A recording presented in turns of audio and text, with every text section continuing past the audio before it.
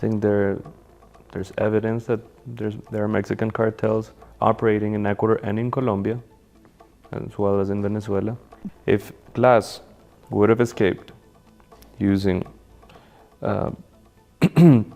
vehicles from the embassy and planes from the Mexican government, then I would have been too weak for everyone.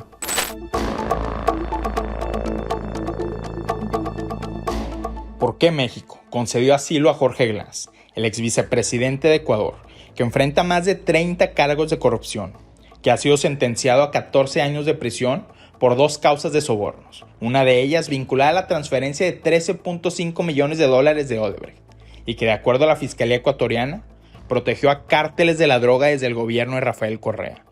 Una fuente de alto nivel con conocimiento del asunto ofreció una respuesta a Código Magenta.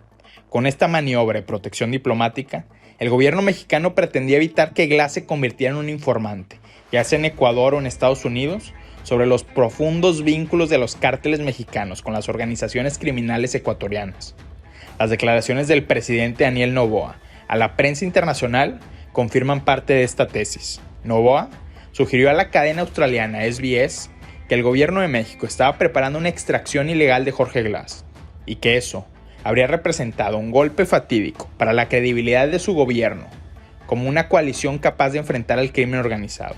En ese sentido, el allanamiento de la Embajada de México en Quito, una violación flagrante del derecho internacional, fue justificada como un mal necesario. La semana pasada, The Economist hizo énfasis en este punto en un artículo titulado ¿Por qué Ecuador se arriesgó a una condena global con el asalto a la Embajada de México? El semanario inglés retomó la narrativa del gobierno de Noboa. Permitir el escape de Glass habría significado el colapso del gobierno. Contexto: la crisis de seguridad de Ecuador se exacerbó a partir de la fuga de prisión de los 2 principales cabecillas del narcotráfico en el país. Adolfo Macías alias Fito, del grupo criminal de Los Choneros, que está asociado al cártel de Sinaloa en la red de suministro global de cocaína, y a quien le atribuyen la autoría intelectual del asesinato del candidato presidencial Fernando Villavicencio. Y Fabricio Colón Pico, del grupo criminal de Los Lobos, una entidad vinculada al cártel Jalisco Nueva Generación, que recientemente lanzó una amenaza de muerte, pública y frontal, contra la fiscal general de Ecuador. Tal como lo hizo Fernando Villavicencio antes de ser asesinado, Noboa ha resaltado ante medios internacionales el papel que juegan los cárteles mexicanos en Ecuador. I think there's evidence that there are Mexican cartels operating in Ecuador and in Colombia, as well as in Venezuela.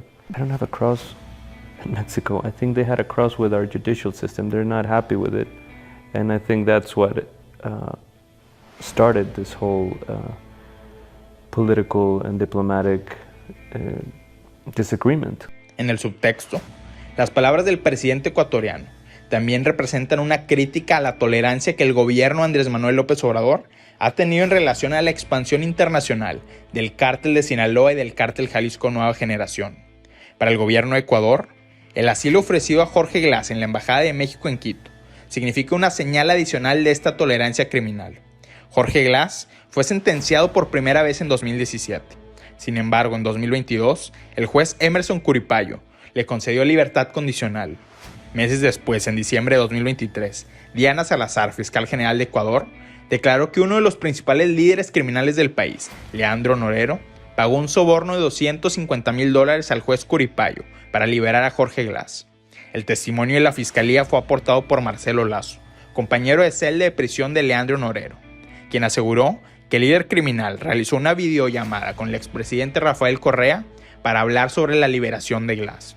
Fue precisamente en este periodo, en medio del escándalo de diciembre de 2023, cuando el gobierno de López Obrador resguardó a Jorge Glass en la Embajada de México en Quito.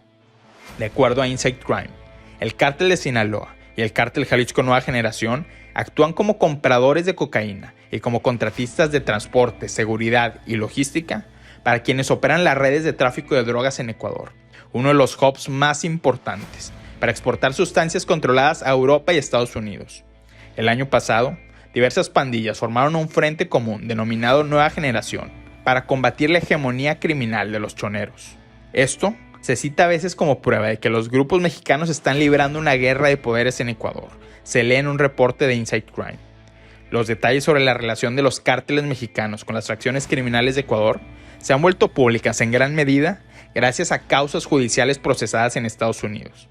El ejemplo más notable es el de Emilio Sánchez Farfán, alias El Gato Farfán, quien fue detenido en Colombia y extraditado a Estados Unidos en febrero de 2023.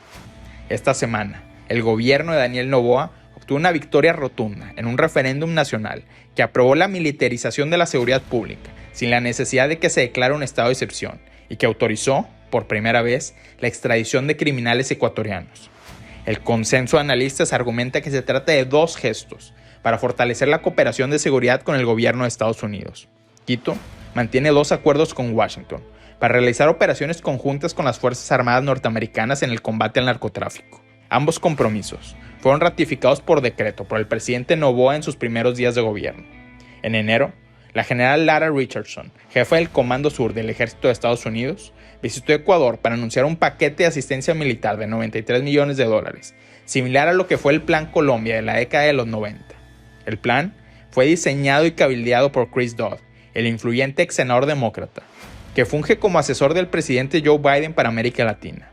Sí, el mismo Chris Dodd, que hace algunos meses estuvo en el Palacio Nacional de México para discutir asuntos de seguridad binacional con el presidente López Obrador. Ecuador enfrenta una profunda crisis de seguridad, un conflicto armado interno marcado por asesinatos políticos, un aumento en los índices de extorsiones y un descontrol de los centros penitenciarios. La reacción de Noboa frente a la emergencia encuentra paralelismos con la política de Nayib Bukele en El Salvador. Un despliegue indiscriminado de las Fuerzas Armadas, detenciones masivas que han sido cuestionadas como violatorias de derechos humanos y un apoyo basado en la cooperación con Washington. Estamos ante un tipo que no tiene límites ni escrúpulos, que se quiere parecer a Calígula, el emperador romano extremadamente joven, que perdió la cabeza porque no supo manejar el poder. Publicó recientemente en sus redes sociales el expresidente Rafael Correa, principal figura de oposición en Ecuador y alguien alineado ideológicamente con el presidente López Obrador. A pesar de la crítica, apenas 24 horas después del referéndum nacional, la administración de Noboa obtuvo su primer gran victoria en el conflicto armado interno. Logró la recaptura del criminal Fabricio Colón Pico. En términos de la política de seguridad nacional y de la relación con Washington en la materia, el contraste con México es evidente. El gobierno de Andrés Manuel López Obrador podría ser presionado a explicar la verdadera razón por la cual ofreció asilo al ex vicepresidente Jorge Glass. ¿Será que por eso los mandos militares mexicanos discuten la posibilidad de capturar a uno de los grandes capos del narcotráfico como un acto final del sexenio?